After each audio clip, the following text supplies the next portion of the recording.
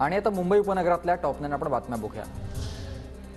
कल्याण Taloja metro 12च्या कामाचं रविवारी भूमिपूजन। रविवारी मुख्यमंत्री एकनाथ शिंदेंच्या हस्ते कामाचं भूमिपूजन होणार।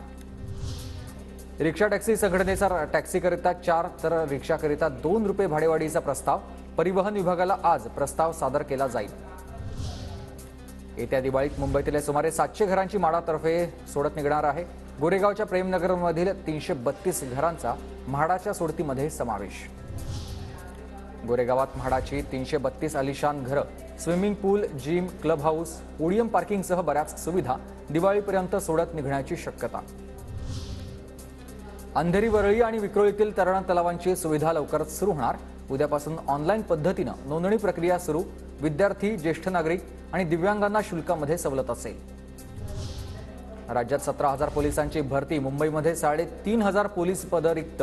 मुंबईत पोलीस शिपाई पदासाठी 2,557 जागा, चालक पदासाठी 917 जागा तर इतर 24 पदांसाठी ही भरती होणार। मुंबईकरांना ऐन उन्हाळ्यात थंडीची जाणीव। काल मुंबईमध्ये सर्वाधिक कमी तापमानाची नोंद।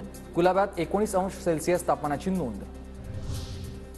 राज्यात 5 वर्षांपर्यंतच्या 95,64,613 बालकांना पोलिओचा डोस। राष्ट्रीय पल्स पोलिओ लसीकरण मोहिमेअंतर्गत बालकांना पोलिओ